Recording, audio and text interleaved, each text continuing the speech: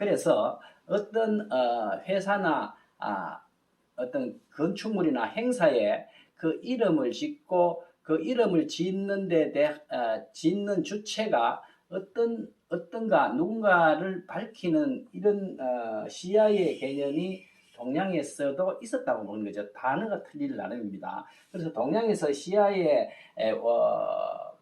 그 같은 맥락을 가진 것이 뭐냐 하면은 이 재관이라는 단어가 있어요. 재관이라는 것은 서예나 회화 작품에서 본 작품을 하고 그 작품에 대한 내력을 기록하는 것을 재관이랍니다.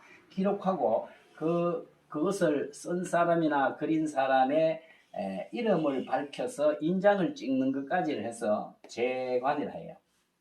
그래서 제자라는 것은 사전적 의미를 보면은 짓다는 의미가 있고 쓰다는 의미 이 두 가지가 있어요. 그래서 짓고 쓰거나 짓거나 쓸 때 누구누구 제 이렇게 제자를 붙입니다.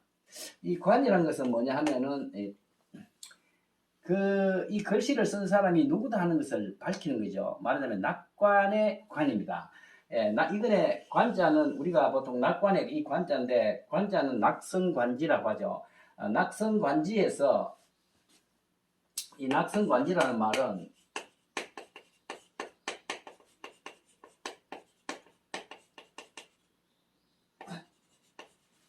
이 낙성관지라는 말은 주나라 때 청동기를 만들 때 나온 개념인데 청동기를 만들고 그 청동기를 만든 사람의 주체를 표시를 하는 것을 낙성관지라 그랬어요. 그래서 이 낙자와 관자를 해서 낙관이라고 이렇게 하는 거거든요. 여기서 관이라고 하는 것은 그 기물을 만든 사람의 주체를 표시를 하는데 청동기의 양각으로 할 때는 관이라고 그러고 음각으로 할 때는 지라고 했습니다.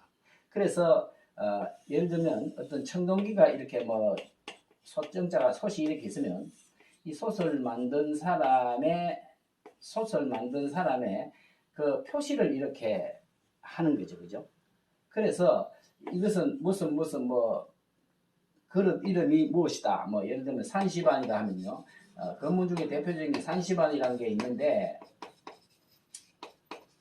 산시반을 만든 사람이 주체가 이렇게 한다는 여기에 돼 있어요. 그래서 제라고 하는 것은 어떤 대상에 대해서 그 대상의 이름을 쓰거나 짓고 그것을 쓴 사람의 신분을 표시하는 것입니다. 이게 재관이라는 서예 동양화에 있어서 재관이라는 영역이 특수 영역이 있습니다.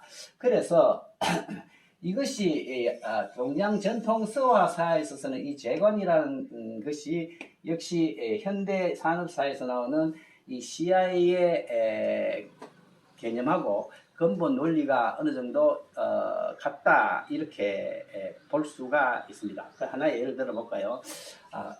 어떤 책을 냈는데 이 책의 제목을 뭐라고 할 것이냐는 거죠. 국가에서 어떤 책을 발간을 하면은 이 책을 무엇이라고 이름을 짓죠. 네이밍을 해서 가지고 그거를 누가 글씨를 잘 쓰는 사람이 썼겠죠. 대표자가 무슨 책이라고 쓰고 여기다가 낙관을 하는 것입니다. 그래서 이게 재가 되고 이게 관이 돼. 이 전체가 재관이 되는 것입니다. 그래서 대체로 이쪽은 이제 인장으로서 많이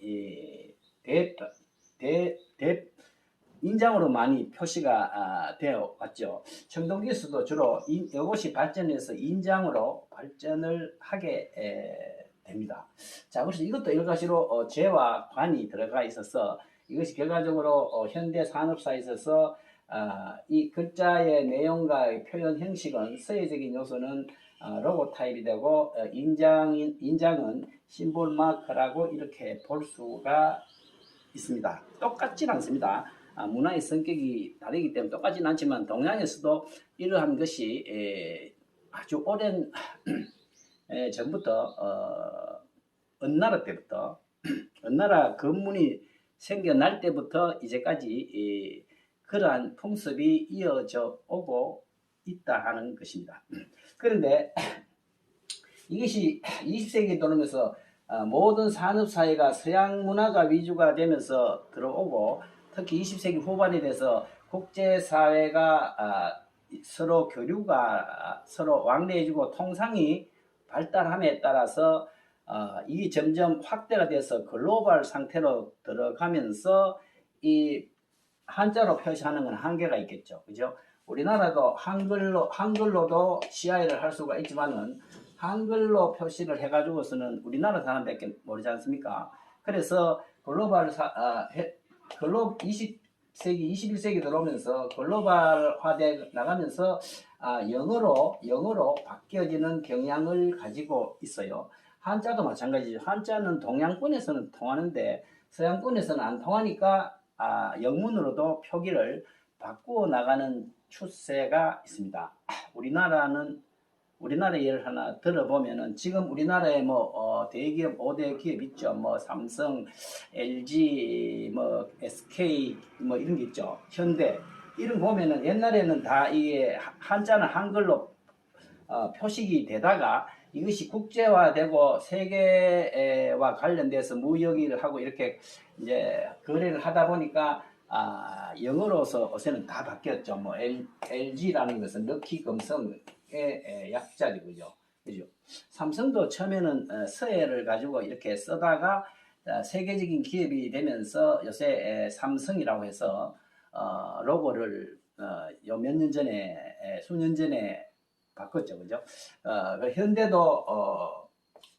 현대도 역시 마찬가지. 그래서 세계적인 기업은 어쩔 수 없이 영문을 위주로 CI를 하는 경향을 나타내고 있지만은 비교적 전통적인 요소가 있고 소규모 기업의 국부적인 기업에 있어서는 여전히 다양한 영어 이외에 그 나라에서 주로 성행하는 문자 구조로서 CI를 해서 지금 확장이 되어 오는 것입니다.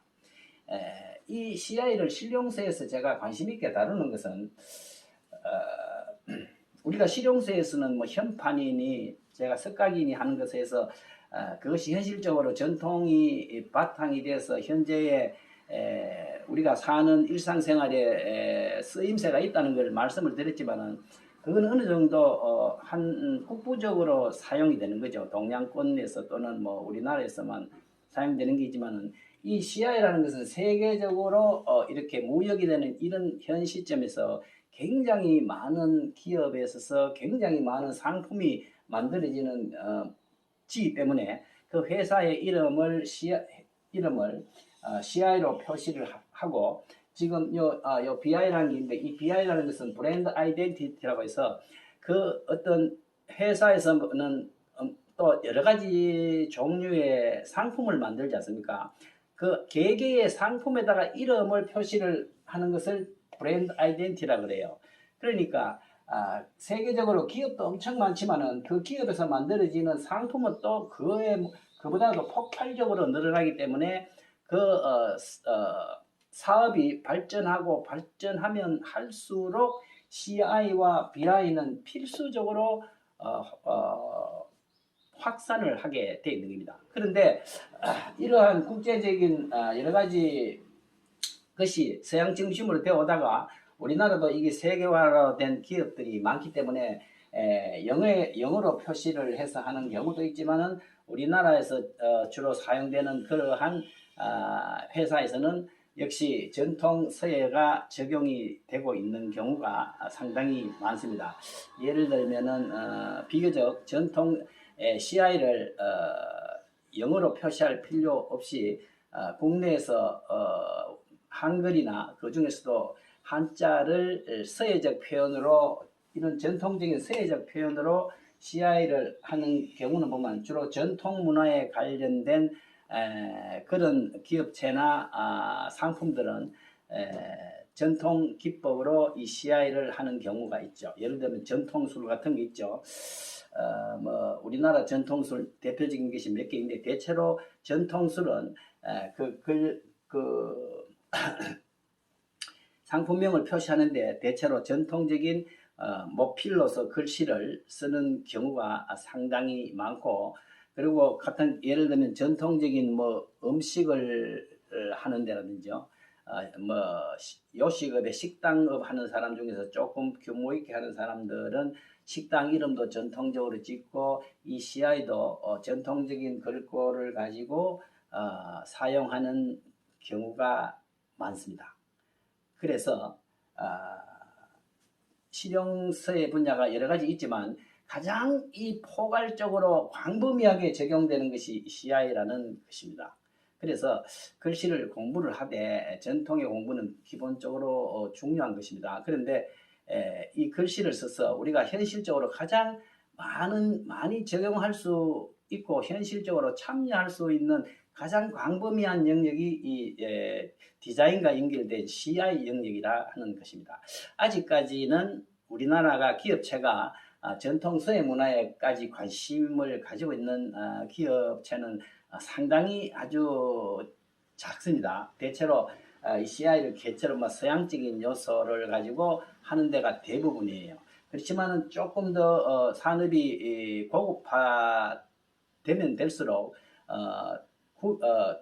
딴 기업체와 식별이 되고 조금 독자성을 가진 그런 CI를 하고자 하는 기업체가 점차 많아질 것이기 때문에 지금 이 CI를 주로 디자인 업체에서 거의 뭐 95%를 서양적 방식으로 해서 디자인을 하고 있는데 이런 CI 요소를 이 서예적 관점을 한번 적용시켜 보면은 엄청난 부가가치를 창출을 할 수 있기 때문입니다.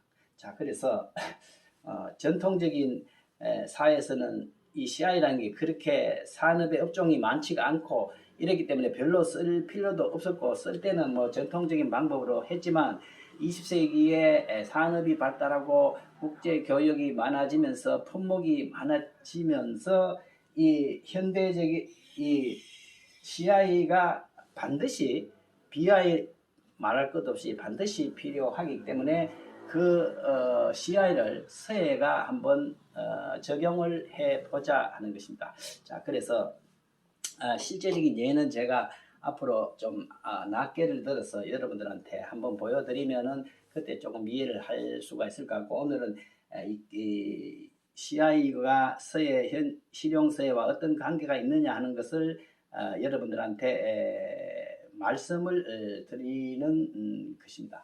자, 그래서 이 서예를 하면서 법첩을 쓰되 그 기본적인 법첩을 뭐 오체를 두루 여러 가지를 써놓으면 그죠?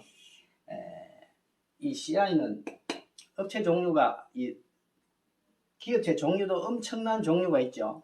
그리고 기업체에서 만들어내는 상품도 엄청나게 종류가 많습니다. 뭐 남자를 위한 거, 여자를 위한 거, 뭐 그죠?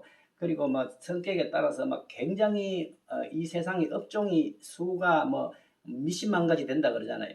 그 업종이 엄청 다양하기 때문에 그 업종의 성격에 맞게 글꼴을 제시해 줘야 된다는 겁니다. 그렇죠? 하나 예를 들어 볼까요? 예를 들면은 술을 만드는 회사예요.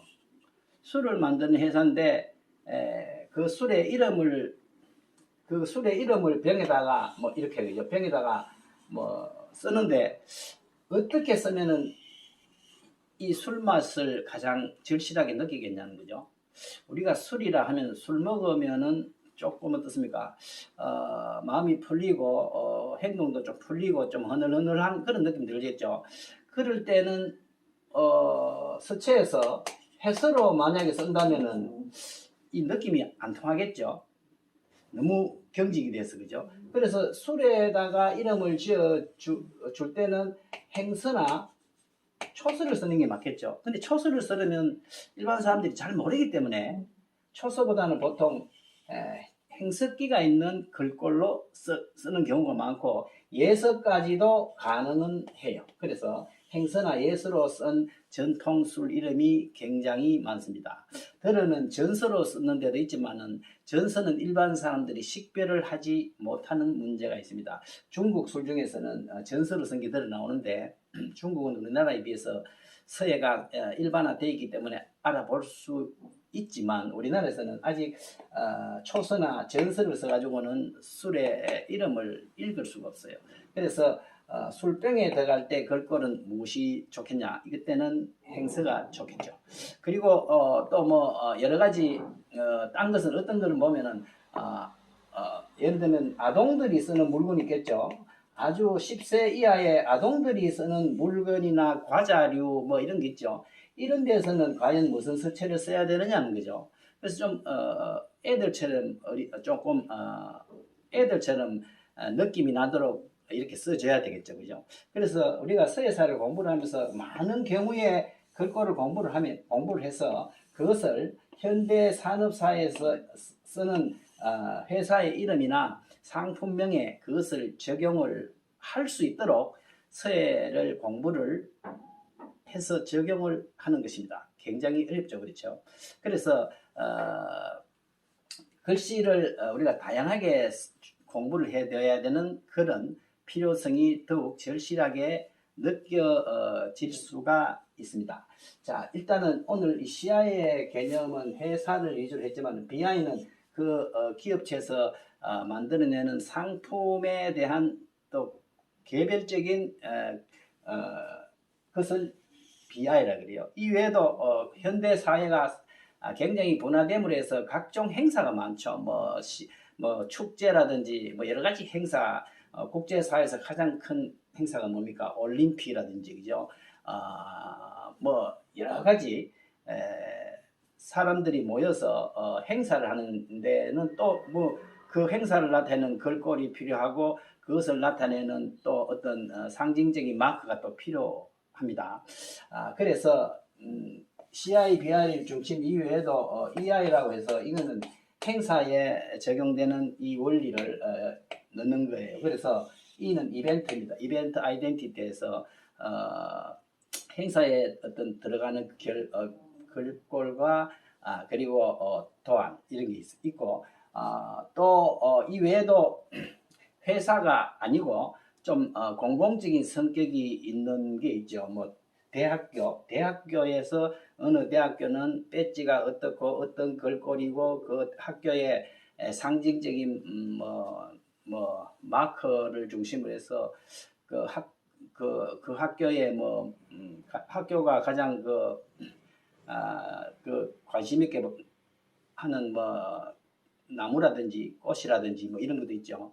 대구시에서 대구라는 한 지역 사회에서 대표적으로 상징하는 나무 그죠? 동물 이런 게 있죠. 그 다 큰 의미의 시야의 영역에 들어가요. 그래서 대학교 같은 경우는 유니버시티라 해서 UI라고 보통 이야기하고, 그리고 병원 같은 거는 병원의 시야에 적용할 경우는 HI, Hospital Identity, 그리고 이렇게 여러 가지 그 기업 제2의 공공기관에 또 적용되는 데 따라서 CI의 범위가 확대되어서 적용이 되고 있습니다. 자, 이런 정도만 해서 기본적으로 CI에 대한 개념을 이해를 하시고 글씨를 쓰면서 현실적으로 사용되는 우리 생활 공간에서 어떤 기업체든지 어떤 작은 물건 하나에 이름을 붙이고 그거에다가 글꼴을 나타낼 때 어떤 글꼴로 어떻게 표현하면은 일반 사람들이 관심을 쉽게 가지고 인지를 할 수 있을까 하는 것을 생각하면서 글자를 한번 쓰는 연습을 해두는 것이 필요합니다. 그것이 사실은 실제로 다음 챕터에서 제가 캘리그라피를 다루겠지만 캘리그라피라는 그 필요성이 사실은 여기에 있는 것입니다. 캘리그라피라는 것은 실용서예의 가장 핵 분야인데 그 글꼴이 적용되는 대상의 성격에 맞게 글씨를 써주는 것이 사실 캘리그라피의 이름인데 그건 우리나라에서는 조금 잘못이 적용이 되고 있는 그런 문제가 있습니다. 그것은 제가 다시 캘리그라피에서 한번 다시 재론을 하기로 하고 여러분 길거리 다니고 뭐 여러 가지 우리가 쓰는 물건을 그냥 보지 마시고 어느 회사에서 만들었는데 그 회사의 글꼴은 무엇이며 그 회사가 상징하는 심볼 마크는 과연 어떤 모양을 상징화하고 있는지 그것을 우리가 동양의 인장과의 관계가 있으니까 인장으로 나타내면은 어떻게 할 수 있을까를 이렇게 한번 생각을 하면서 관심을 가지면 써야 하는 것이 굉장히 현실적으로 중요하고 또 그러한 것이 경험이 쌓이면은 우리 주위에는 많은 기업체와 구멍가게도까지 해서 이게 다 필요한 거거든요. 해서 주위에 뭐 친지나 친구들 기업 사업체를 시작을 할 때 서야 하는 사람으로서 CI를 이렇게 해주면서 서예가 우리 일상생활에 밀착이 될 수 있는 노력을 해야 될 것으로 봅니다. 자, 오늘은 CI에 대한 실용적인 관점에서 말씀을 드렸습니다. 네.